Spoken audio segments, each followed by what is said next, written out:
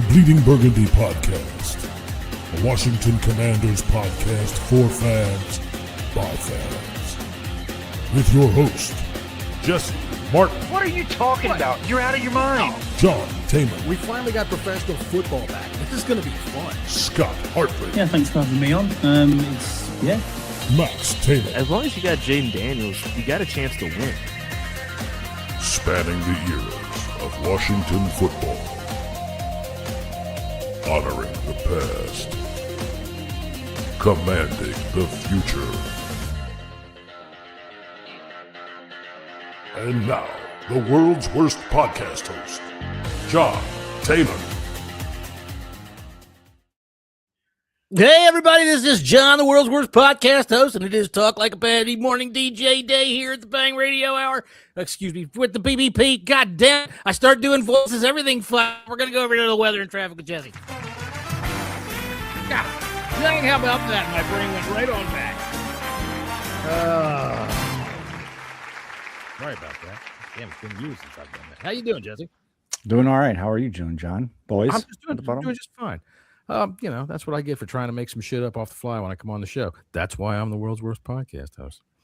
So what is the weather outside today? It's a nice balmy 65 degrees and sunny. There you go. Balmy 65 degrees and sunny. Now, Scott, that sounds to me like a hot day in July to you. Probably, mate. Yeah, I'm just trying to work out what 8 degrees Celsius is in Fahrenheit. About 47, 46, yeah, 46.4, yeah. That's what the weather is where you are. Yeah, and raining. It did get below freezing yesterday, which was awful. I mean, we're in fucking spring. What are we doing here? Fucking fine. It's a football podcast. We're sitting here talking about the weather like we're a couple of guys sitting on the fucking porch. What's it like over in your spot, Tony? How are you? Similar to Scotty. I'm good. Yeah, eating too many chocolate eggs this week, so I'm probably put about 15 pounds on. But yeah, no, same as Scotty. About 47, cold, miserable, wet, standard. Basically. If I look out the window and I give you a wave, Tony, you can probably wave back. It's just across the board. We're close enough. And the beauty of Ireland, and I think to some extent where Scotty is that we do at times get 4 seasons in a day. So I left for work on Tuesday morning in blazing sunshine, wearing sunglasses and a cap, and got to work, and it was as black as night and sleeting. That's lovely. That's lovely. Now, you guys had a bad. Now, see, we call them tropical storms here. What do you call them there?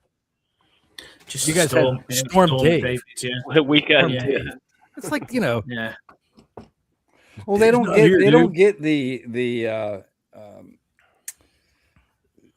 hurricanes or the tropical depressions or anything like that in the UK. They get typhoons. Or when's the last time they got a typhoon? Hurricane than a tropical. We get tornadoes. Yeah, we get tornadoes. Oh wow! Not typhoons. Typhoons are water related, aren't they? So tornado. A tornado in. A typhoon is a hurricane, but it's backwards. It's because it's on the southern hemisphere, in the Pacific. I really don't. When did we last get a tornado, Tony? It was like when Michael. Was that the one that in 1987 when Michael Fish said that I've had a report? It's a really bad weather. No need to panic. Everything's fine. That was the weather forecast, and then the next morning the whole country was like razed to the ground. There you go. He never ever lived it down. No. Michael Fish. There's your weather report, ladies and gentlemen, here on the BBP. I'm glad everybody's having a good time with all of that. Really, we can maybe work on your storm names. Dave is just kind of, that's a guy stopping over to see if he can watch TV with you. Not a storm that's going to wreck your place. You need a good name for a storm that's going to wreck your place. And given the fact that you guys are British, you should have like Storm Nigel or something. We get to name them. I think it goes like A to Z, doesn't it? They just keep rotating. Well, you should name them Zed. I think that's pretty cool. Storm Zed sounds like a sci-fi killer right there. Zed's we had Beatrice a while back. That was a naughty one, wasn't it? So when the wind howled when it was Beatrice, it went cheeky. All right. Air matron. Anyway, moving on. The most British podcast of all time. We're sitting there talking about exactly. It's shocking. Isn't it? Can we get on to football, please? Let's move on to some gardening. Who's seen the greenworms this year? Never mind. That was fucking. we're really not going to do that here, everybody. We're going to talk about some football. We're going to talk about some Commanders football. There's actual things to actually talk about. And first off, right off the top, let's talk about this cheesy slut, Diana Rossini. No offense intended, of course. I mean, I can only go by what my own personal opinion is. This business with her and Mike Vrabel, what do you think, Jesse? I mean, look, what adults do in their own time. I guess but here's the thing. What I want to know, people are always We're saying, going to hell for fornicating. For fornicating. I mean, Preach, Jesse. Adultery. I just want to know, because honestly, when I was discussing this podcast yesterday, we had the idea of having, we were all chatting about this, and we were thinking we can have a live draft and see how this works out. We can put these polls up and let people get in our warm and vote on it. Next thing I know, there she is talking about the story. So I'm not going to suggest anybody's running their mouth to Diana Rossini or anything like that, but we've got some photos. What these mean. But somebody, I don't think it was just Scott either. This was found as well. So, oh Jesus Christ, Skip Bayless. Let's go, Skip. There you go, Skip. Man, I thought we were discreet. Cheap and easy joke right there. To something that's much more important.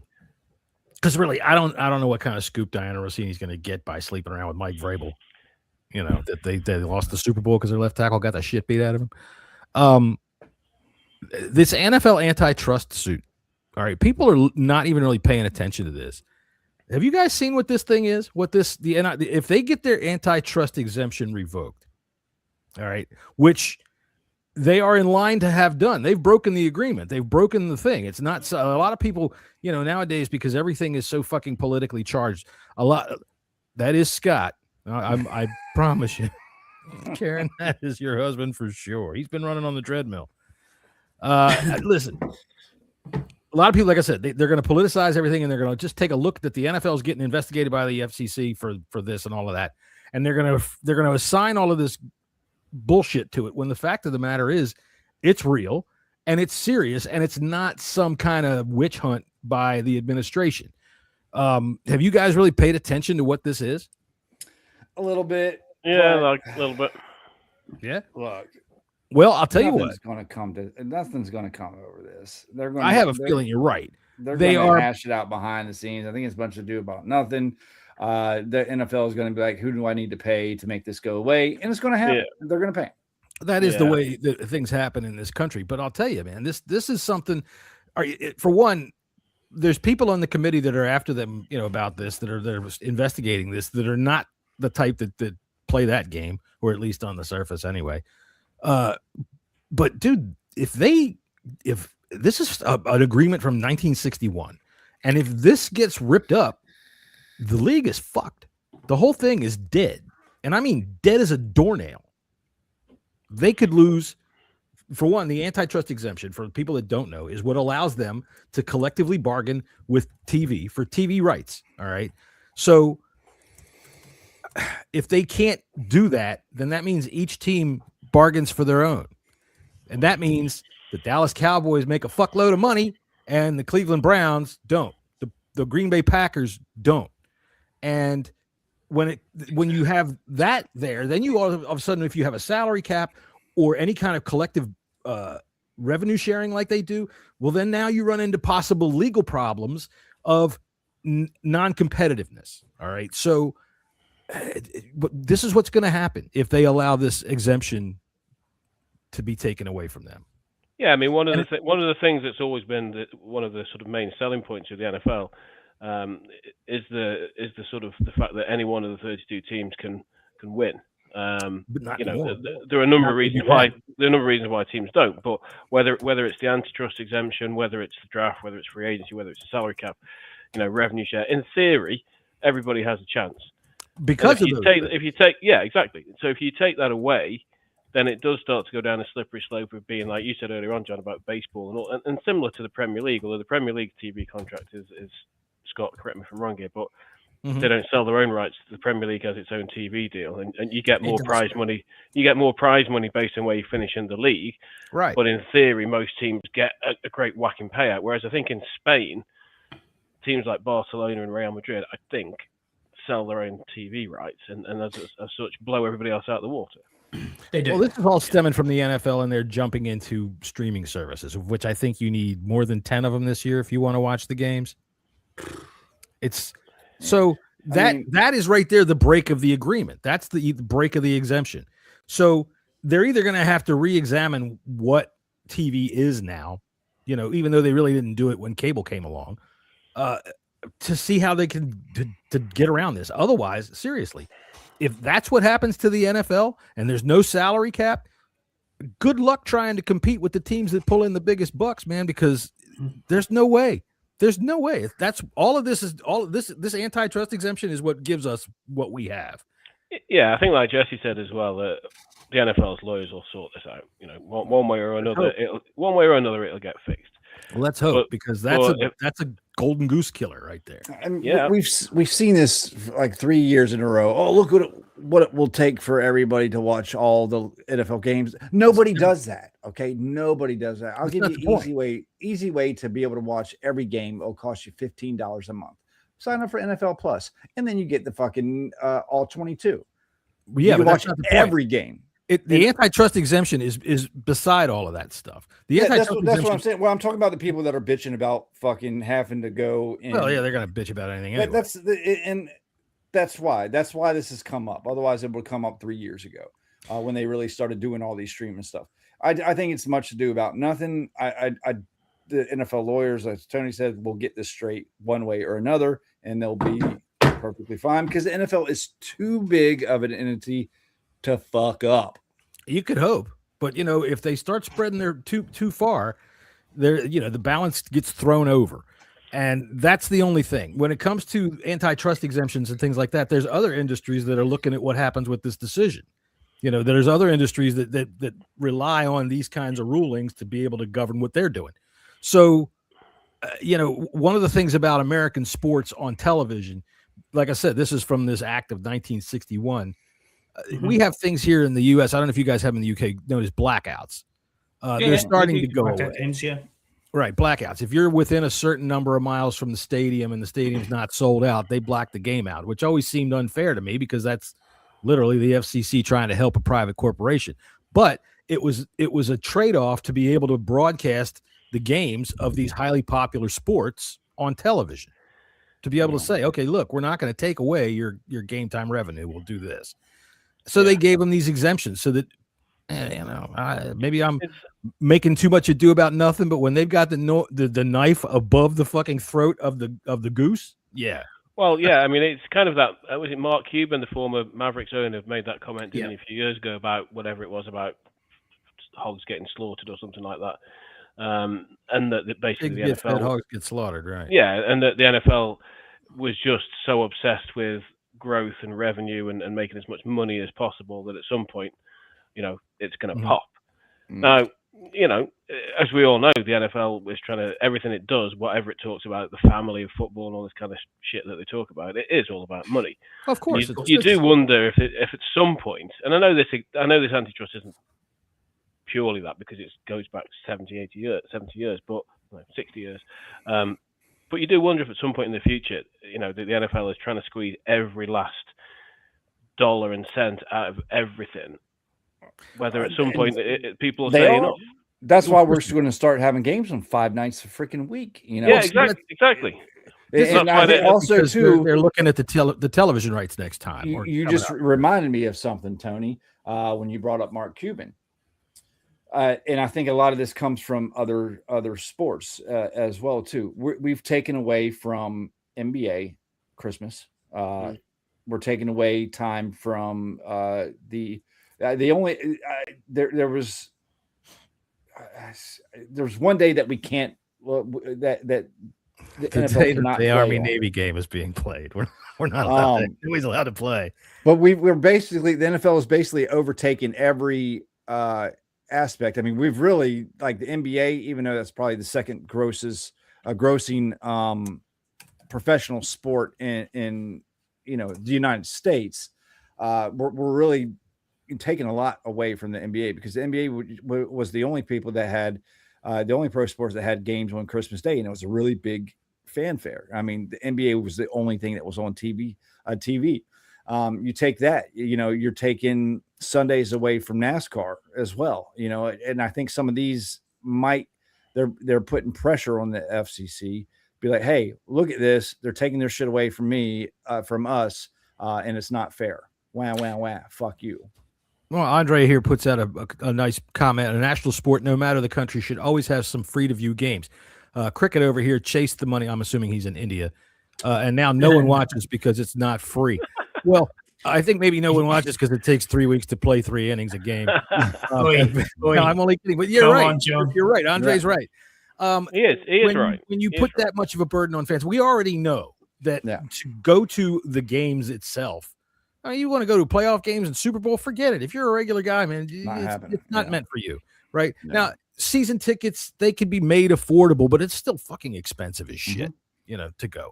So, and that was one of the reasons for the whole antitrust exemption. The exemption was, okay, you can use the television airwaves to be able to promote your sport. You can collectively bargain with the television airwaves because people want to see it. So it was a give and take. But now the NFL's trying to take too much. And I honestly wonder, what point does it get to a saturation? What point does it get to an oversaturation? Well, that's I'm not even going to even say it, because people will say, you're right. Why am I listening to this idiot? Like for me, the sport, I don't think there can be too much football. Sorry. It can be too much of anything, honestly. I don't see it. I do not see that ever happening. But they know that they'll put it on and people will watch it, so they'll keep doing it. Whether you can argue about oversaturation or not, they know that people will watch it in numbers that will dwarf every other sport.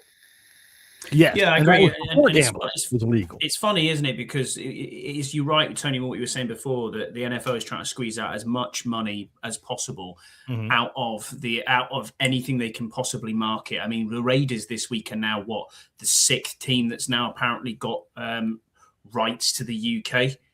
I mean, the Raiders have rights to the UK. Aren't they supposed to raid and take it? No. Like in the old days? Well, we have rights as commanders to the UAE, don't we? We try to take the Saudi money, and it's like certain teams have certain rights to market themselves. International marketing rights. That's the word I was looking for. Cheers, Tony. Yeah. The Raiders have now got on the bandwagon of the UK. It's not going to do anything. I mean, in all honesty, the most supported team in the UK is currently the Jags, that are out of UK teams, if you like, but it's always going to be the same 5 from the 80s that were there, the 5 pillars of teams. You've got lots of 49ers fans, lots of Washington fans, lots of Miami fans, lots of Bears fans, and so on. And that's pretty much it. And Jags now, But so I don't think they're going to get much out of it, being the Raiders. But you people are used to boiled meat, so take it for whatever. Come on, son. Just kidding. All right. As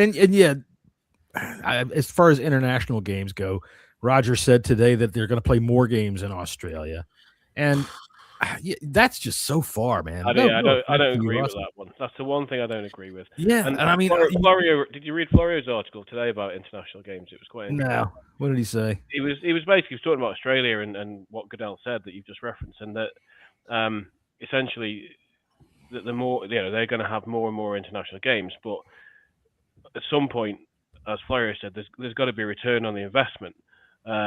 And as far as he can determine, and obviously this is Florio's opinion, so far in 20 years of London games, there's been no discernible sort of routes being taken that the game was any further forward now than it was in 2007, which I don't agree with completely, but I kind of take his point. So it's like you're putting all this time and effort into it, and you talked about the fact that one of the Netflix games had like 1.2 million streamers in the rest of the world apart from the US, and that amounts to like 0.00015 of the right. It sounds like a lot, but it ain't fuck all. And they're very. I've got to be honest though. There are some really, really big fans in Australia, and I do feel for them, because when they're trying to watch a game at midday, on Monday. Oh man, the game's it's ridiculous. The fact of the matter is that your fucking continent drifts faster than anybody else's. So if it's drifting away from where we're playing football, that's really not our fucking fault. And you guys, if you need to, get on the other side of your island and push. Okay. Yeah, but what the Aussies have to go through is mental, like Scott said. I mean, getting up at 6 a.m. on a Monday morning to watch Red Zone or whatever it is. I mean, it's insane. It's insane. I mean, I know, Ryan Borg, a few others who were international fans of the year last year, coming from Australia, and I just think, fair play to you guys. You know what I mean? And it's like you're meeting them in an airport in Green Bay, and it's like, yeah, I've just been flying for 36 hours. It's right. Like, wow. He's probably got something deadly hiding in his luggage. Probably. Yeah. Probably. Kyle Shanahan's disdain for playing in Australia was hilarious when he was interviewed, wasn't it? Did you see him at the owners' meeting when Florio and Chris Sims were interviewing him? And he was on with Matt LaFleur, and Matt LaFleur was just absolutely ripping the piss out of him for the fact that they were having to go to Australia, and Shanahan was just like shaking his head, going, "It's not good. This." It's not. And honestly, the only teams that can possibly participate in it are West Coast teams. And I mean, you tell me about Denver. That's too far in, as far as I'm concerned. I'm talking about teams that are right there on the coast. Denver's only a 45-minute plane ride from San Diego. Not with the way the world is curved. If you're flying from Denver to Australia, it takes 39 days. I know it for a fact. Hold on a minute, John. You said it's curved, really? You fall off the edge of the earth twice when you fly to Australia from Denver. You go out, fall off, go down, fall off again, and then eventually get there. What's west of Westeros? I don't know. No idea. Turn it upside down. Well, I'll look at it again. Anyway. All right. I lost my place as to what we were talking about and all that kind of stuff. I'm not really quite ready to do this live draft yet, unless we want to do it right now. You ready to go with the live draft? Is there anything else Commanders-wise to talk about? Uniforms are coming next week. And I'm wearing the new uniform. The Commanders have very kindly sent me the new uniform. All right. Oh, yeah? Yeah. Oh, that's cool. That's nice. We're bringing back RG3. He's playing flag football now. Don't start it. New uniforms next week. There's been a bit of heat. People saying, "Oh my God, there's a white." They look at the white helmet. It's a fan helmet. Okay, it's for retail helmet. That's all it is. Yeah. It's already been you can tell because you see the old jerseys right there. Even though there's white old jerseys were next to him. He was signing old jerseys. It was on Bill's Instagram account. That's where that one come from. We've had so many people this week on social media going through, looking and saying, "Oh, look at the glasses. You can see that the old badge is there." No, you can't. No, you cannot. But who knows? I saw Diana Rossini with somebody's coach. I'm not, but that was just me. This bullshit about the fucking uniform reveal. Honest to God, we sound like a bunch of fucking little girls. Yeah. Is it going to be the right color of burgundy? Is it going to be this? Is it going to be that? Is it going to be this? Jesus Christ. You know what it's not going to be? It's not going to be Chief Two Guns. It's not going to be the Redskins. It's going to look like the Redskins, and they might put the spear on the helmet. And people are going bonkers for this. I don't know whose idea for marketing it was to start to turn the NFL into this fashion plate thing. Nike. Watch. On the draft. Now, Scott, you won't be there this time, so you'll get to watch on television. Before the draft, when they do the red carpet and all these guys come down talking about who they're wearing, and it's like, Jesus Christ. Chuck Bednarik is rolling over in his fucking grave, right? Ray Nitschke is ready to claw his way out of the ground and come fucking sack somebody. So Chuck Bednarik wants to knock somebody out. I did the red carpet last year. Frank Gifford out. I did the red carpet. What were you wearing? Who were you wearing? I got asked. I'm wearing Primark jeans, pair of Adidas trainers, and a 1 safety show cap. Primani. Did you say Primani? Yeah, I did. Yeah, Primani. Wearing Primani. It was fun. I just can't wait for like Andy Burroughs to be hanging on him like he's on Entertainment Tonight. What do you want to do? I undraft, darling. Just anything. Just something. Wearing fucking stolen from Ivor, ain't I? All right, yeah, Stone Island, bruv. Right. Fucking a bit of Stone Island, you fucking having it. All right, well, let's see. It's a good time for this. Keep it gay, keep it light, keep it fresh, keep it fair. Let it bloom every night. Give it room, Never stand still. Keep your love a lovely dream and never wake it. Come on, Mike. Keep it gay, keep it gay, keep it gay. Keep it gay, keep it gay, keep it gay.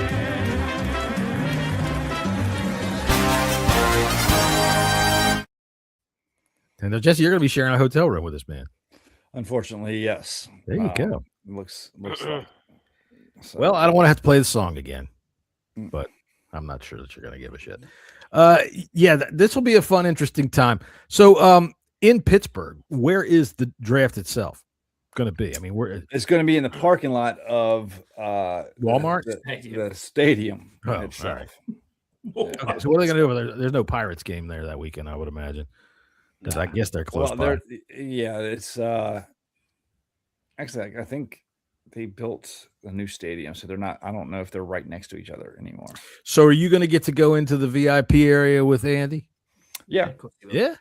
Cool. So, what, like your significant other did that? How'd you had exactly? Yeah, I got to hold his hand, and we're gonna walk the red carpet together. There you go. And yeah, who are you going to be wearing, Jesse? What will you wear? Levi 501. Jesse will be showing. Look, it's goddamn button fly. Look, watch. A white pizza. Yeah, I'll put some yellow mustard stains on it. Can you imagine it? And I haven't even put any beard oil in. Yeah, nice one. Yeah. Well, this will be a fun experience, man. I hope you guys get on television. You need to get on television. You got to screen. We're going to be on television, and I'm going to try to think of something silly to do so John can screenshot it, and everybody can make fun of me. Just yell Bleeding Burgundy podcast as much as you can. Anytime the camera comes near you, Bleeding Burgundy podcast, the BBP, something. BBP. Right. You even say Bang Radio Hour. Fuck it. I said it at the beginning of the show. It still lives. All right. So that'll be fun. I didn't have I guess next week I can have something ready for the draft. It's 2 weeks from now, right? It's 13 days from now. Yeah, we got another show before the draft. All right, cool. And I don't think we're gonna do anything while you're at the draft, but we might check in while you're live. Well, maybe the three of us will come on and watch and laugh at you guys. I'll definitely come on. We can come on right before the draft starts if y'all want to. Because we always do a draft show, don't we? Don't we always do a draft show? Yeah. It's going to be last year. We sat here and I don't know. We did all kinds of stupid shit. Just turn the camera on and people come in and watch and say, "What the hell is it?" The only issue you will have is you'll be like Keith and like I was last year, where every single person's trying to use mobile data. There's no Wi-Fi. It is horrific. Well, that was Green Bay. All right. Yeah, but it'll be the same. It'll be the same. Pittsburgh's a little bit more civilized. I know. All right. So I'm not sure how much more civilized. I will tell you this, Jesse. Just because it has a mustache doesn't mean it's a guy. You might be able to have some fun anyway. That's true. I'd like an episode of our worst free agent signings between Dana Stubblefield or Albert Hainsworth. Man, I'll tell you what. Dana Stubblefield. The best thing I remember about Dana Stubblefield, other than being a very bad signing, was the fact that he always seemed to wear a helmet that was 3 sizes. Did he murder somebody?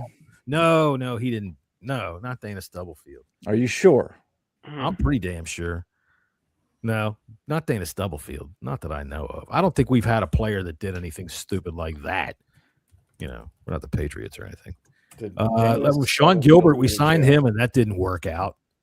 So, who are some bad free agents? Yeah, he was released from prison. Oh, rape. Sorry, it was rape. Oh, well, okay. Nice. He was in prison. Really, Dana Stubblefield did that? What's the matter with you? Like a lovely fella. Mm-hmm. And he fucking played. That's what you get for wearing a helmet that was 3 sizes too small. Google him up. You'll see. His head looked like a little pin sitting up there. All right, well, enough with him. He was a rapist. Fuck him. Yeah. Even if you don't want him to. All right, so let's move on to the mock draft. We're going to try this. So here's what we're going to do, ladies and gentlemen. I don't think so, Andre. I don't think so. No, I don't think so. Not the yellow helmet. I never liked that. But if they did the Joe Gibbs R on the side of a red helmet, that would be no, that'd be cool. I kind of wish they would do that with the yellow, make that curly, like ladies up with the W. If we keep this logo, what I don't want is like my number of helmets is the worst is the spear. I just don't like it. Never have, never will. Then the R, never. I like that better than the spear, but still. But see, I never like the R because it's just the Packers with kind of yeah. I mean, that's I still think it's better. I think it's better than the. Oh yeah, I don't like that one either. That looks like a deer running away. I didn't like that. But yeah, I thought the spear looked pretty cool, and that seems to be the way that it's going to go. I did see it in that guy's glasses in the photo. So I think the surprise that Josh Harris, and they said Josh Norman, that Josh Harris was talking about is probably going to be the alternate helmet. Yeah. Oh yeah, I'm sure. Home and away jerseys are going to be the Super Bowl era white ones, and of course they are. Yeah. Basically this in burgundy, and then whatever the alternate uniform is, it'll be the surprise that Harris was saying. Just get rid of the gradient crap. Oh yeah, that's a fad that needs to go away, and I think it is going away. Hated that from day one. The burgundy one I don't mind, like the Daniels jersey I've got behind me there. That's not too bad, but the white one's horrific. I like the burgundy and burgundy or the burgundy white. I hated the burgundy and yellow pants. The fucking ketchup and mustard. I don't mind that because it takes me back to my childhood. Yeah, that's what it was like when I first started watching. Their legs are fucking French fries dipped in fucking ketchup. So stupid. It's ridiculous. You just have food on the mind. That's all. Paulie. Thanks for being here. Who do we have in the chat here, Scotty? Who we got over here to say hey to? Hey, what's going on? Loads of people. Paulie's in. Loads of people in. Skins Nation's in. Loads of people in today. Simone's in. So yeah, Simone. How you doing, Simone? I asked you if you wanted to be on here. You've got a lot of good thoughts about center that I would like to talk to you about on this podcast, but that will have to be for another day. All right, let's see here. We're going to try this mock draft. All right, so here's what we're going to do. We're going to run the draft up to pick number 7. Okay, and then I'm going to put a poll on the screen. Excuse my wheeze. I'm squeaking. We're gonna put a poll on the screen. What do you want to do? Go offense or defense? All right. So we have 10 minutes to make the pick. So everybody that wants to vote offense or defense of which way you want to go. And then once we see after like maybe a minute and a half, 2 minutes, what it's looking like, then we're gonna put some names up based on what we've already seen happen in the draft, and we'll go and we'll make a decision as a group. And that always works. Yeah. And while we're waiting for some people to vote, we'll weigh the pros and cons of each. Exactly. Yeah. We'll do that. Right. Now somebody's going to have to act as the Scott G of the group because he's not here today. From what I understand, he had to pick up a loaf of bread, so he's going to be gone until at least tomorrow. It takes a while. That's a trip. Yeah, he's gonna be a while. And with gas the price it is right now, geez, I feel for him. So somebody just vote for anything against anything Jesse says. Got it. Right. I'll add this.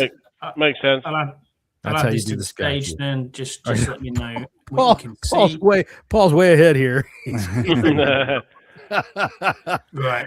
All right, so ready to go. So I'm using the consensus board. We're going to go fast on this, so it's not going to take forever. But let's go for it. I'll pull this up a little bit so we can hopefully see who goes.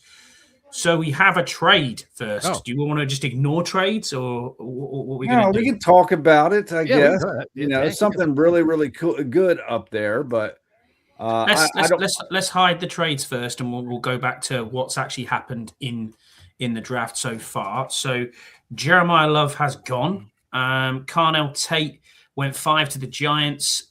Sonny Styles went 4. Ruben Bailey, Arvel Reese, and Fernando Mendoza. Tony, I don't disagree with you at all. Let's have a look at what we've been offered here. So Chicago's offered us 25, 57, 60, and a third round next year, 444 points. Detroit's offered us a value of 495 with 17, 50, 128, and a second next year.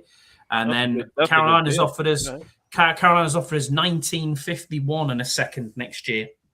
So would that interest the Lions trade? Really interests me. Yeah, the Lions. I'm sorry I didn't put trades up on the poll, but the poll is up for offense and defense. So I'll tell you what, I can stop this poll and we'll put trades on it. So where is the poll? It's not showing up in the chat. Oh, hang on. That's what I thought. Yeah, it's on the top right corner. It's on the top right corner of my screen here. Yeah, but we can't. So do people have to click on the screen? That's the thing. I don't know how you pull that into the chat. Somebody try it and tell me how it works. Yesterday when I was watching your podcast, Scott, it just pulled up in the chat. Did it? Yeah. Interesting. Why don't we just I'll write it in the chat then. Set it up. Here it goes. All right. So I'm going to show it again. All right. So you can see it up at the top right. If somebody's doing it, I guess it works because some people have already chosen. So there you go. Offense, defense, or trade. based on what we've got. Now, I can't read the screen very well because I'm trying to run this other thing. So Tate's gone, Love's gone. Who else is gone? Yeah, so I'll tell you now. So it's Tate went, Love went, Styles went, Arvell Reese. Jesus, I keep clicking in Jeremiah Love. Sorry about this. It might be 2 seconds. I'll get off that. Fernando Mendoza and Ruben Bain went 3 to the Cardinals. So far, the best prospects on the board, as per the consensus draft board, is David Bailey. We still have Caleb Downs there, Francis Mawinoa, Mansour Delane, Makai Lemon, Spencer Fano are your top talent on that board right now. I mean, obviously, we can scroll down a bit, but yeah. I think at this point, you'd virtually discount offense because... Yeah. Well, we got to see who's everybody's voting. They still got about a minute left to vote. Yeah, Tate and Love are both gone, and I like Lemon, but there's guys I prefer to Lemon on that board. All right, so on our board here, we're going to have, because defense is now ahead, we're going to call that and say, okay, it's defense unless anybody wants to get one last vote in. Let's see. One or two, yeah. So 1 or 2 is offense or defense. That's it. You want to go back to the trades? We got 0 for trades. Zero for trades. So trades we can just bin. So let's just take. I do want to see what the other trades were, though. So the trades were again 25, 57, 60, and a third from Chicago, 17, 50, 1, 2, 8, and a 2027 second 495 for Detroit. They've offered us the most, and then Carolina went 19, 51, and a second next year. A second next year. That's a little tempting. Well, this is what I mean. So Detroit, Detroit is second. And that would probably be nice. So the Bears and a second. So the Bears one was 2 seconds this year. Is that right? It's a lower first round pick. Yeah. So then 57 and 60 are both. And then a third next year. All right, well, third next year. But if you look at the value points here, it's 444 against what we have as 7 is worth 426. 495 is what Detroit are offering us. Yeah. And then if you go to Carolina, it's 455. So the deal would be there is the first at 17, a 50 pick 50, one pick 1, 2, 8, and a second next year. So first, a second, a fourth, and a second next year. Yeah, I mean that's both the Lions, but in fact, all 3 deals are really good deals. Yeah, they wouldn't be too bad, but nobody's voted for trade. Yeah, so I mean, I'm still picking a player. Yeah, I'm going Dave, either Delane or Bailey. All right, so let me put up the poll. Here's our new poll. Let me hide that one. Let's see. I'm going to hide that one. All right, well, here's our new poll. We're going to pick Downs, Bailey, Delane, or other. And if you pick other, show your work in the chat. So there you go. So we'll give this another 2 minutes or so. One for Downs, in this, I'm sorry. I like Bailey in this. Same here. I like Bailey too. I love Delane. I think Delane's great, but got to vote for Delane. One for Delane so far. Yeah, I think as I said in the article that I wrote today, any one of 8 players you could happily take and say it's a good pick, right? And then also make an argument that you should have picked somebody else. Yeah. Both things can be true. Right, and I mean, as long as the player himself doesn't turn out to be a total whack job, we can almost not screw this up. Like right in the chat 1, 2, 3, or 4. Yeah, like what we're seeing with Delane and Bailey, both of those are really good picks for the future. I think because just for the positional value of it, we're looking for another outside corner. We need another edge rusher for the future. We're okay this year, but these are the value of these 2 positions are just out of the roof. Yeah. So having a 5 years of control for one of these 2 positions is right. Fantastic. For me, when it comes to the 2 of them, you go pass rush because I would lean that way too. Yeah, I would lean that way too. Simply because, for one, if Delane was that much astronomically better than the rest of these guys, but Bailey is a damn fine pick, and pass rush is how you stop offense this year. You don't stop offense on the back end. You can't do it. It's just not, the league is not set up to be that way. Look at our defense last year. I mean, aside from the fact that it was a non-communicative load of crap, when you can't pressure any passer, they're going to just rip you apart. The game is not set up to allow you to play back there. Go get the passer, put him off his spot, rack him in his head, knock him out of the game. That's right. I said so. The quarterback must go down, and he must go down hard. That's why and today, this could change in 2 days. Obviously, he's already off the board, but I have Bain slightly above.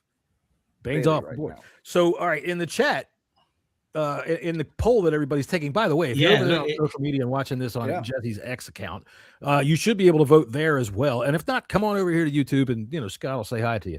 But Delane is running away with this. Somebody's got other. Who wrote other? Scott, can you see that on the chat? Yeah, we'll put that in. I don't know who it was that put other. But, okay. I really like Delane, but I think I'd be very surprised if this situation occurs in reality if they're not running the card up for Bailey before they can. Yeah, I agree. Before they can have a second thought. I like Delane, and I think if Bailey goes, and it was between Delane, Downs, and Styles, or even Bain, I could see a situation. Delane. Yeah, I could see a situation if it was Downs, Styles, and Delane. I think it would be between Delane and Styles. Yeah. You're banking on Styles to be, because again, not a position of extreme value, not like a cornerback, not like a pass rusher. You're going after Styles for just his outrageous athleticism and that quarterback in the middle of the defense. But I still think you might have to go Delane in that situation. Well, all right. Yeah, that's what people are saying. People are saying 4-1 that they want to go Delane over Bailey. So there's four of us in here. What do we pick? I'm picking Bailey. Jesse, who do you have? Yeah, I'd pick Bailey as well. All right. But this is a coin flip for me. All right. So Scott, who you got? I like Downs, but if it's all of them, I mean Delane as well. I like Delane. I just don't think you can go wrong. Delane, I really like as a lockdown corner. Downs for me, even at 7, I think is All three of these players are good players. I think that, and they'll do a solid. But if you're just looking at a value of what that pass rusher is at the top, and then it's cornerback, and then it's safety. Big Brock, welcome to the show. Good to see you. Go Nittany Lions. I'm trading back on Bailey. He says, I like Reese more, but go ahead, get Delane. I tell you, a lot of people are in on Delane. Let's see. Who was it that put up? I think he could be a lockdown corner for many years, man. I think it's a great pick, but I just think Bailey would be a better pick. I think you can say again 2 things can be true. All right. Well, I tell you what, if we're gonna allow people to be part of the war room, we've got 3 people in here that have picked Bailey.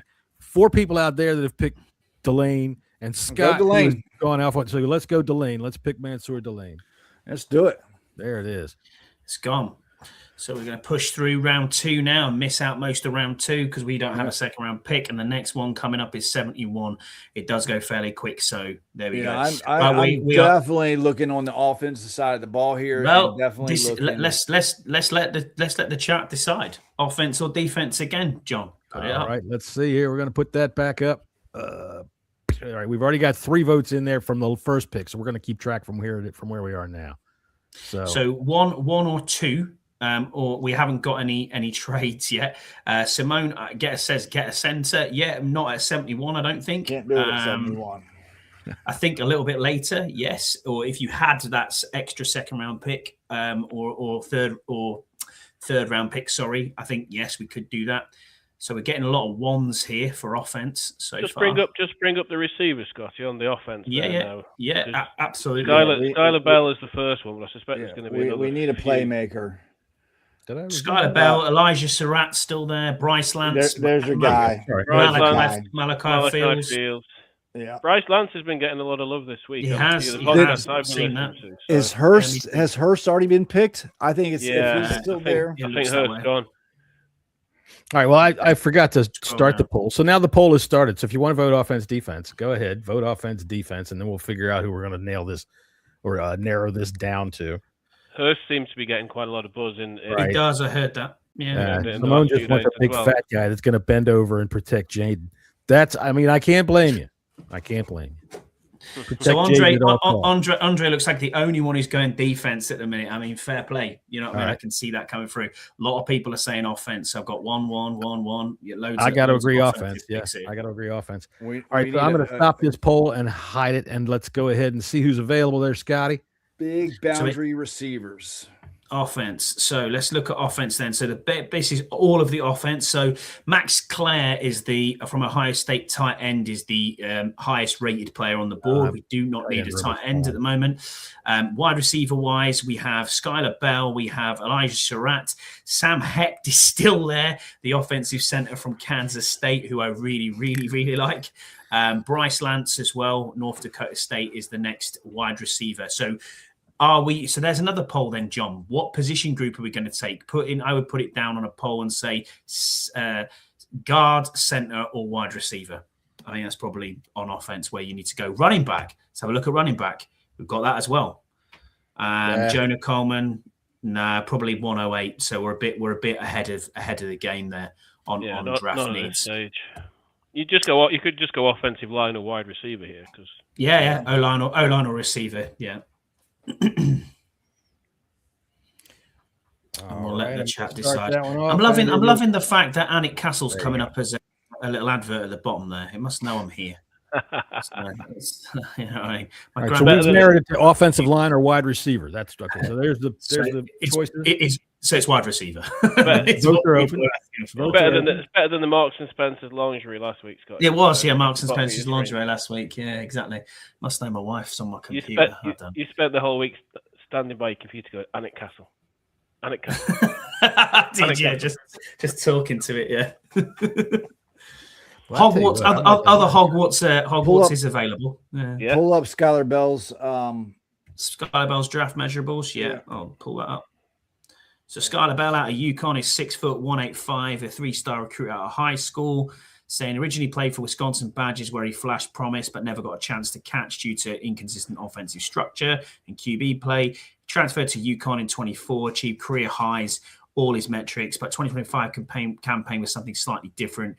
Only took Bell 9 games to reach 1,000 yards. Ended the year with 101 catches, 1,278 yards, and 13 touchdowns, a near elite PFSN wide receiver impact score of 85. 6 foot 185 pass catcher, one of the most complete 3-level threats. Is explosive energy as a mover with full route tree, vertical splicing, steady ball tracking, dynamic rack chops. Focus drops were an issue in 24, but he's even cleaned that up, making his profile one of the most well-rounded in the upcoming group. He'll be an older rookie, but his compensates by posing an immediate starter with outside and inside versatility. So people are saying he should be in round 3. He's projected. He's been mocked 42 times, and his pick range is between 42 and 114. Go to Elijah Surratt. Hang on a minute. Give me who are we putting on the poll now? While we Skylar Bell, Malachi Fields, Skylar Bell, Elijah Surratt, Bryce Lance, and Malachi Fields. Yeah. So SB, ES, BL, and MF. Pull up Surratt. I just want to see his measurables real quick. Is Surratt 6'2", 209? Okay, that's all I need. All right, everybody can vote on those 4 wide receivers for us to pick. Out of this group, I'm liking Malachi Fields. So if you want to expand the wide receiver discussion, Dane Brugler in the Beast has got reviews of 380 wide receivers. Oof, Jesus. Yeah. Somebody that just has nothing to do, right? She's got like a million other things to do other than him. Malachi Fields hits all the Scouse says kicker. all the fucking dots. All the dots. Everything you want in a boundary receiver, and he's one of those that he'll be a red zone monster. He'll go up and get it, and I think Fields should be the pick here. You see, I really like Elijah Surratt. I really like Elijah Surratt. That's who I really like. I'll read you his measurables again. It's just the last part of his measurables here from wide receiver out of Indiana. Hold up. Let me call for votes. We got the poll is open there up at the top right screen. Vote on who it is you think we should pick in this round. Your vote matters. We're listening to everybody. We're exactly the opposite of what we should be as a world. We should never listen to you. In 2025, Surratt achieved a career high 15 TDs, distinguishing himself as a deadly catch point and red zone threat. 6'2", 209. He fits the mold of wide receiver that's been polarizing time and time again on the NFL draft circuit. He's not the most explosive, nor does he have seam-stretching speed, but he has the necessary foot speed, sink, and tempo and IQ to separate independently at the catch points. High-level converter with true late hands, a master of extraordinary composure, timing sense, and body control, as well as in the rack phase. This is the bit that gets me. This last bit of the article says athletic traits do matter, but elite execution supersedes them at the NFL level, and Surratt is a platinum level operator with sky-high floor to underline tantalizing usage of versatility, production upside, and utility as a chain mover and red zone trump card. His top five is saying his instinct, his hands, his blocking's very good, his route running's good, and his physicality is very good. Well, he's running away with the chat. I'm still taking Fields. I think Fields has better traits than Surratt. I mean, Fields is 6'4". Pro day 6'4" and a quarter. Yeah, 6'4". 220 pounds. That is a big boy. He's a beast, and this is what Fields has been missing from this offense for I don't know how long. We haven't had a receiver like him for we haven't had one, but we might have one. He's a tight end and a receiver's freaking body. He's a monster. He's a fucking monster. The thing is, right now we have a receiver in a tight end's body. We got to remember that. And people discount what Treylon Burks might be able to pull off. Possibly. I know it sounds like a long shot because he's had his injuries, but if he plays up to the potential that he's had, man, we got a guy there. I'm going to go with the crowd and go with Elijah Surratt because me too. Myself today. That's who I would go with, Elijah Surratt. Me too. Where you at, Tony?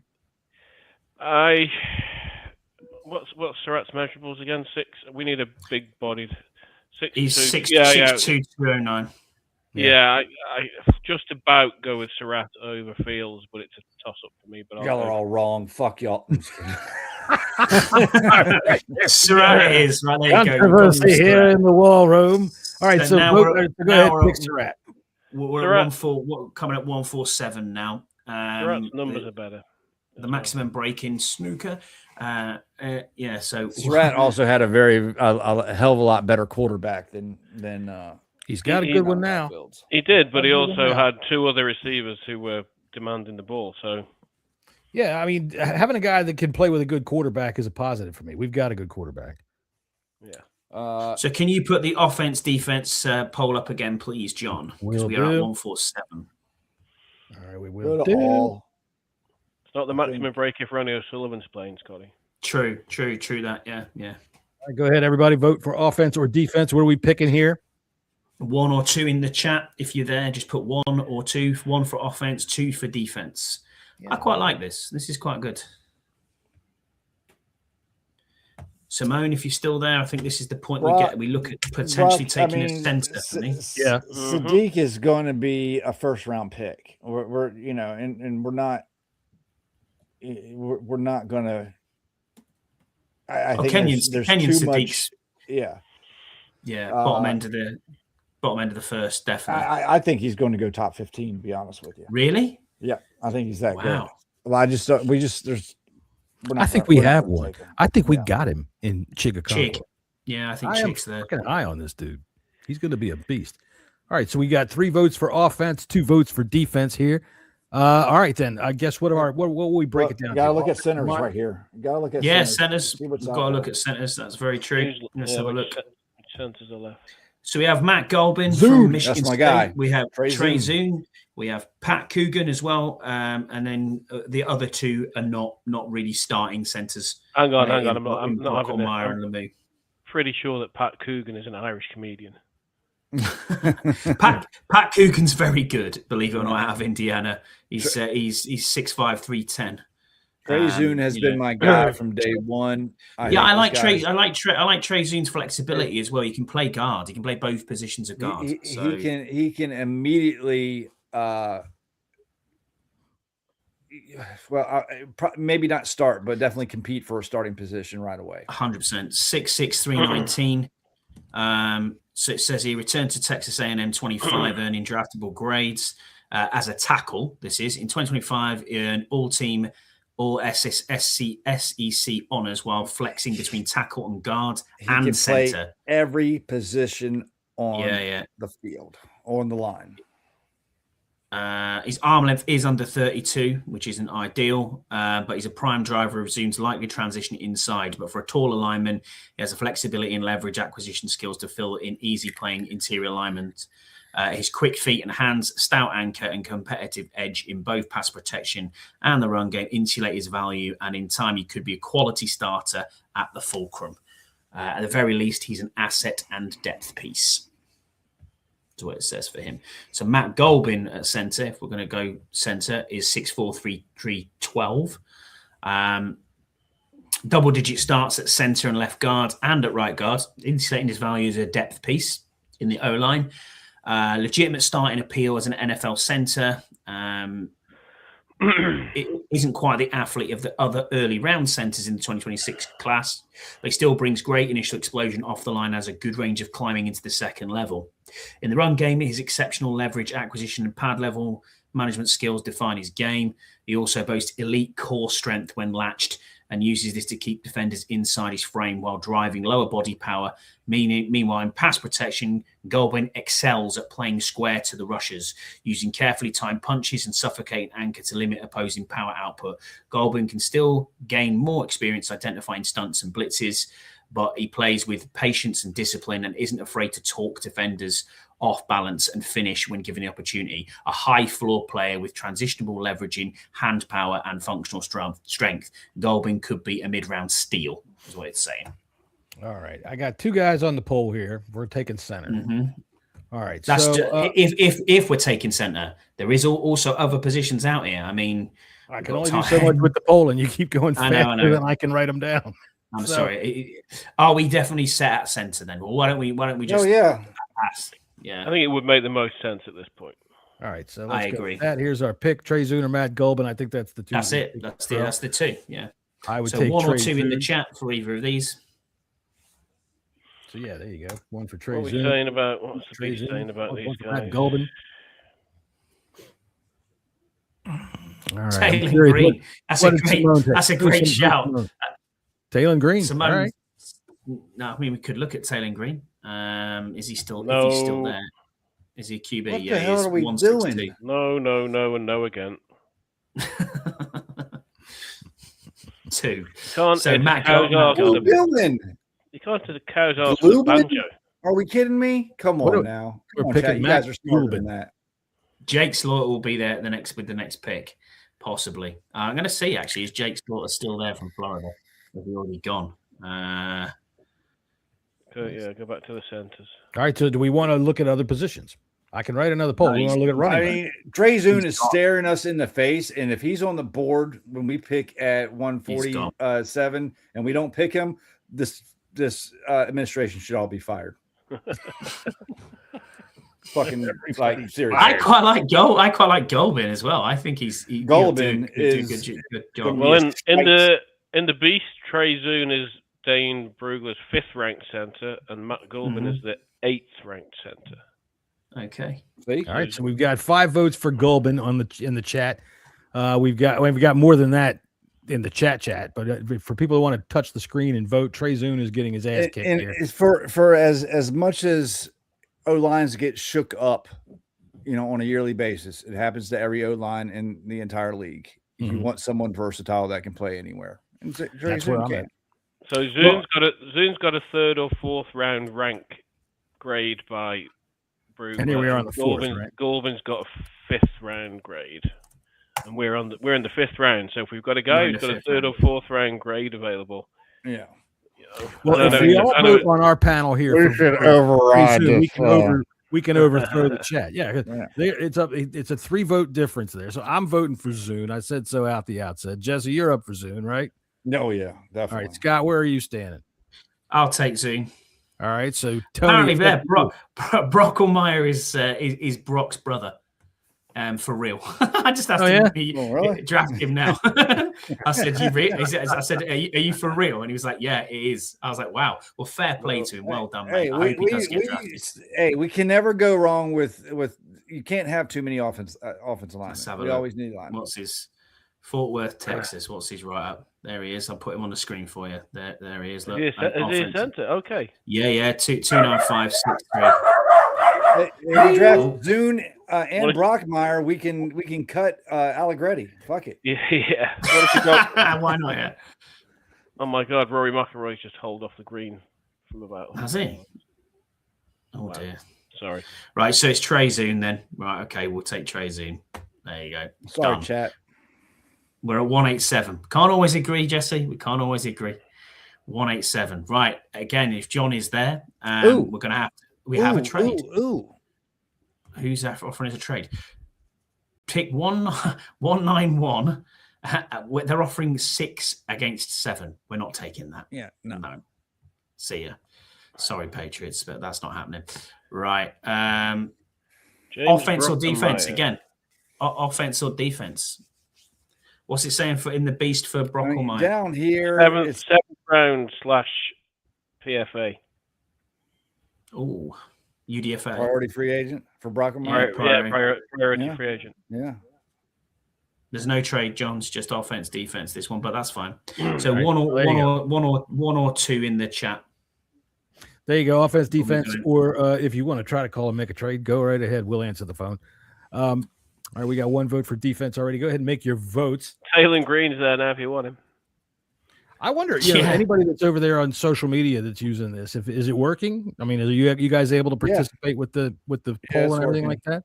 It's working. Very cool. I'd see you set it up different. You have to type the numbers in the chat instead of actually picking the poll. Like Scott was. You actually have to put number 1, 2, or 3 in the chat, and then it tallies it. Yeah. All right. Well, okay. Over here. I see. All right. So that's probably how you defense is running away with this pick. People want to pick defense on this pick. I can't disagree. I say defense. At this point, best player available. And at this stage of the draft, I love Don Corleone. Corleone. Okay. You cannot not select Don Corleone. Let me get through a fucking period. He is. Do you know what his actual nickname is? Players at this stage of the draft. His nickname's clearly the Godfather, which I think it actually is. I've read up his write up on this. He's a nose tackle. Hey, if you don't pick him, he's going to bury you in the car. He'll bury you into the car park if you don't pick him. 61335 senior. He looks like a menace. Yeah, look, nicknamed the Godfather. Of course he is. Of course it is. Yeah. What else is we got to draft him. Look, we have to draft. He's a Godfather. Fucking draft his ass. I don't know what you're talking about with this encroachment that you're trying to talk here. Average draft position on anyone. Is 109, and we're here at what? Pick what? We are quite a way down the board. We are 187. 187. Yeah, 187. I think. I think you gotta. Yeah, I think you got to go Corleone here defense wise. But I mean, we'll click on defense and we'll see what comes up as what's the best. Well, so defense is the thing. So give me some names to put in there. So Corleone, so DC. We have Nadane Tucker. Tucker and Kennedy. We got a safety, an edge, and a tackle. There we go. Yeah, DT. But if you read up on the Godfather. Right, so hold on. Before you go freaking jumping ahead here, I got to put these options up. Give me some names. I got Vito Corleone. DC. Vito Corleone. Dante. That's right. Dante. Well, no, he's Dante. I'm calling him Vito because that's the Don. Yeah, I know. NT, which is Nadane Tucker, who's an edge. And then we have JC, which is a safety out of Oregon, Jaden Kennedy. Jadon. I'd quite like to add to the edge room here. I wouldn't mind too. I mean, just because I don't think we can. I don't think there's any harm in having. Look, you always know at this stage of the draft, I'm looking for multiple skilled guys that can play in special teams too. So linebacker size guys, those are who I'm looking for at this stage because they can be versatile on defense, and you need guys like Ko Keho that goes down and fucking knocks himself out killing somebody. We already got those guys. All of them? Can you add all of them? But all right, here we go. Can you add Caden Curry to that poll? Caden Curry's got a 4th/5th round grade on. Yeah, I know he's got smaller arms, but I really rate him as an edge rusher. He was very, very good last year for Ohio State.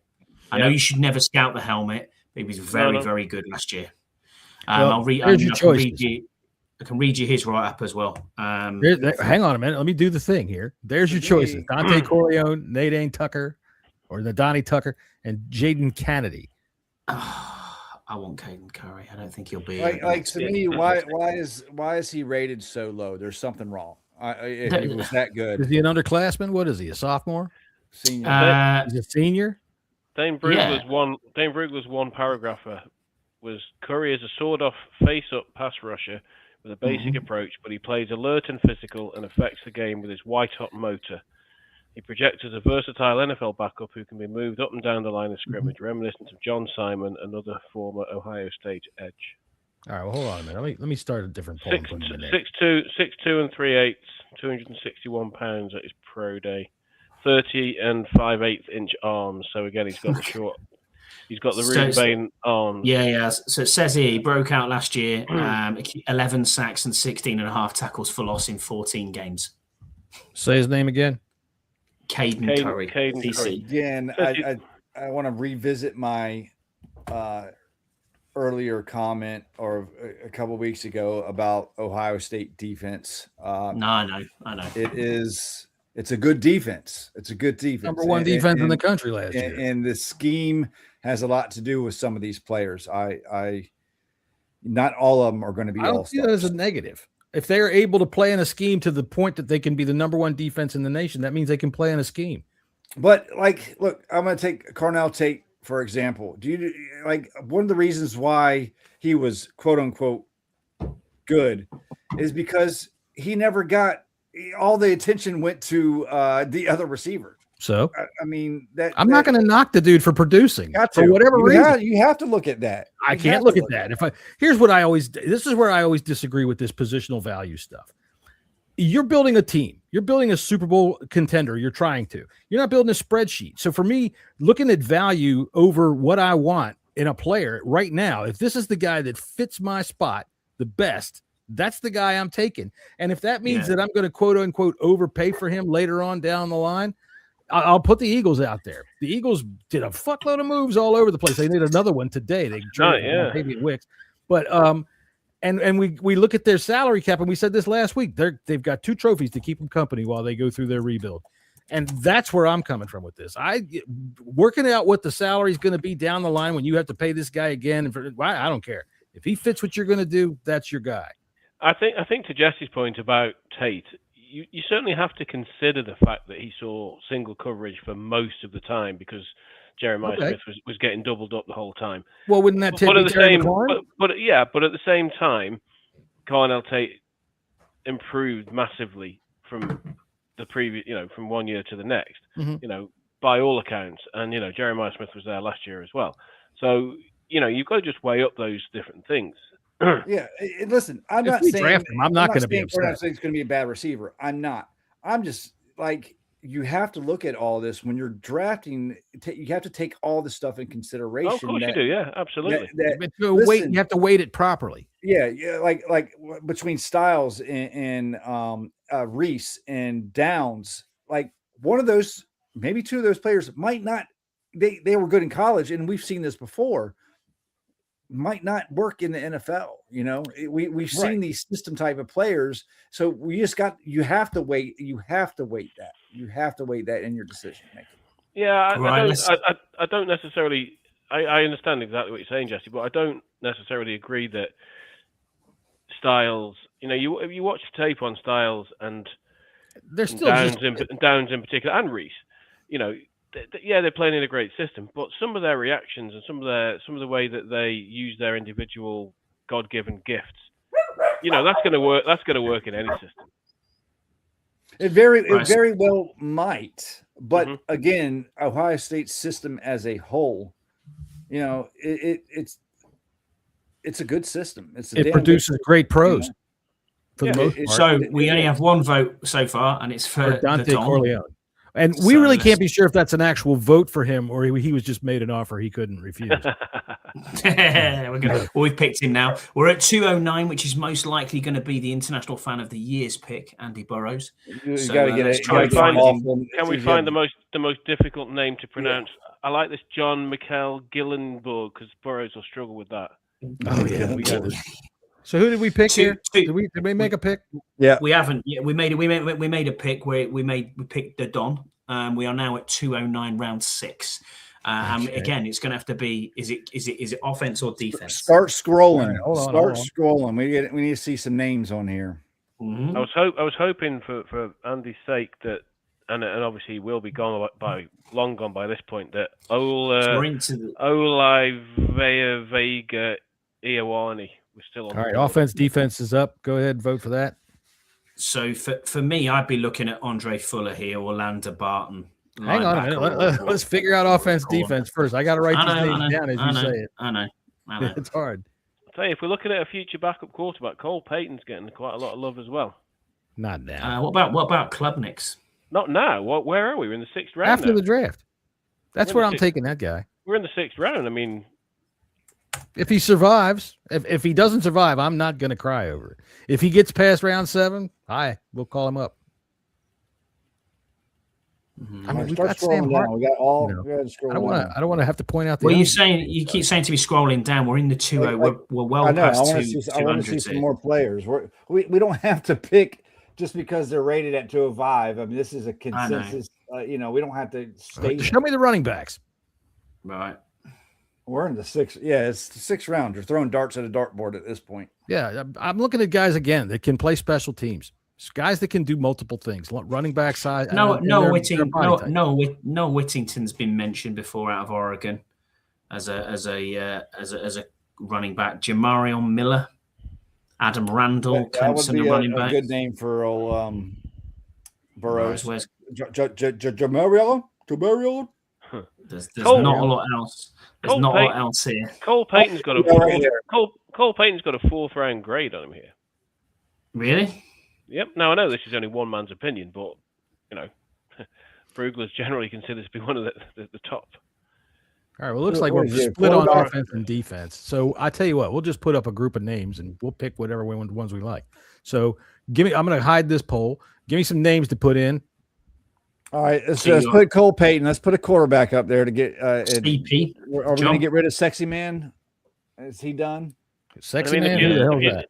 If you look at that board, Payton is by far the highest rated player left. He is. Travis Burke is another one, offensive tackle out of Memphis. These are both positions that we have zero reason to be looking at. I know. Andre Fuller would be another one, AF, out of Toledo. And then one more would be Lander Barton. Yeah, I'd say put Andre Fuller on there. Definitely. Yeah, put Lander Barton on there too. That's what I'm saying. Yeah, 209. Yeah. Give me the one more. Because every time I expand the screen to read it, it takes away my options. Go ahead again. So CP, TB, AF, and LB. There you four. All right. So their names? Cole Payton. I got it. Travis Burke. There you go. That's the one I'm looking for. All right. So Travis Burke. I'm going to create this poll. Everybody get ready to vote. Oh. Yeah. All right. So Diego Pavia. Is he the kicker? No. We're not picking a kicker. Hell no. We're not picking a kicker. I will take everybody outside and we will have a fucking row. That's it. Diego Pavia, my God, are we not talking about him, are we? Jesus Christ. Hell no. It's bad enough we already have a quarterback on this list. And somebody picked him. All right. But we've got to get a third quarterback in because Hartman clearly ain't it. Josh Johnson's gone. Marcus is only signing 1-year deals. We've got to think about the long-term backup quarterback option here. We've got a guy who's got. But we don't need to waste a pick on him. Honestly. We've got a guy with a 4th round grade here. Bring Jeff Driscoll back. Fuck it. And I'm kind of surprised he wasn't here. Hartman was here instead of Driscoll last year. It's because Hartman babysits everybody's kids at practice. He walks their dogs, and he's Jaden's friend. That's why. All right, so I've got 2 votes for Andre Fuller, 2 votes for Cole Payton. I'm more of a Travis Burke man myself on this particular pick, just for the body type. I'm taking Andre Fuller. I'm taking another cornerback. I like Fuller too. All right, I'll go with you guys. I don't really care at this point for those picks. But I do agree. Any With, player I do 100% agree with Tony's point. We got to do something about our third quarterback position. I'm taking Cole Payton here without even thinking. Okay. All right. So we got 2 votes for Cole Payton in the chat, 2 votes for Andre Fuller. We got a vote for Payton. We got a vote for Fuller. Scott, which one do you pick? I'll be the tie here. I'll go with Cole Payton. All right. Let's take Cole Payton. We're picking That's our quarterback. third quarterback. All right. Now I'm going to go ahead and predict Jaden Daniels isn't going to like that. He's going to throw a fit, and before long, he's going to sign a contract with the Packers. Oh, Lander Barton's still there. He's still there. Jamari Taylor's available. Yeah, there's a running back. We have Logan Taylor out of Boston College as an offensive guard, and we have Eric McAllister is another one wide receiver. I'll nominate Barton and Taylor. I'll take Barton. Taylor's first name is Jamari. Jamari. Then you have Logan Taylor, an offensive guard out of Boston College, John. And Eric McAllister, wide receiver from TCU. Right. Don't think we need another wide receiver, to be honest with you, especially a project one. There would probably be a 4th or 5th or 6th choice wide receiver. I think that room's getting very crowded. I mean, we could go back to what we picked so far. So we've picked Mansour Delane, Elijah Surratt, Trey Zune, Dante Corleone, and Cole Payton, a quarterback out of North Dakota State. All right, let me look at something here. All right, yeah, there's your options. Scouts, put 2 in the chat for Jabari Taylor, if that's who you want to vote for. I think I'd go with Barton. That's where my head is sticking right now. All right, so we got 2 for Barton. You said Scouts wanted to vote for Taylor. You know he can't kick. Yeah. Just you have to write the numbers in. All right. 1, 2. Jabroni. He's calling him already. He's got a nickname already, Tony. Jabroni. We've had Turnstile Wiley, Al Shitty, and now we've got Jabroni. It's one thing the Scouts is good at is nicknames. That's good. That's his official title for the show. You just have to understand what they are when he says them. So it looks like so far we have 4 votes for Lander Barton and 1 vote for Jabari Taylor, but Scouse still hasn't put it in. You have to physically write the number 1, 2, 3, or 4. You know how to do that. Use your fingers. Come on. All right. I'd say right now it's a runaway landslide for Lander Barton. Yeah, agreed. Right, so let's I like that. I just don't see us bringing any more wide receivers. That room's slammed full. And I mean, this is a depth pick, period. Yeah, of course it is. Right, that's us done. So we got a B as an overall grade. Hey, way to go, everybody! How about that? Somehow. So Mansour Delane apparently was a B-, which brings us down because it's probably at 7. Elijah Surratt. Was it a taken Bailey? I'm guessing. I think they probably would have said that. Yeah, Elijah Surratt is an A-. Trey Zune was a B-. Dante Corleone was an A. How the fuck look? Is an A. How the hell is that an overall draft grade a B when all of them are A's? All A's. Yeah. 1, 2, 3, 4 A's. It was graded on a curve. Some other idiot was drafting while we were. There you go. So that is the consensus chat and Bleeding Burgundy podcast overall mock draft. Thank you everybody for taking part in that. We thought we'd give it a whirl and see how it goes, but yeah, no, that's been pretty cool. Yeah, that was pretty cool. You get the official Scott Hartley I love you look of the day. So all right, please get rid of them pictures, honestly. No, his fucking head, goodness God, it's a Diana Rossini's going, how big is Scott Hartley's head? It's a large cranium. I'll give you that. Right. So we have one more podcast coming up before the draft. Once again, everybody in Pittsburgh, be ready. Here he comes. Keep it gay, keep it light, keep it fresh, keep it fair. Let it bloom every night. Give it room. Never stand still. Keep your love a lovely dream and never wake it. Come on, Mike. Keep it gay, keep it gay, keep it gay. Keep it gay, keep it gay, keep it gay.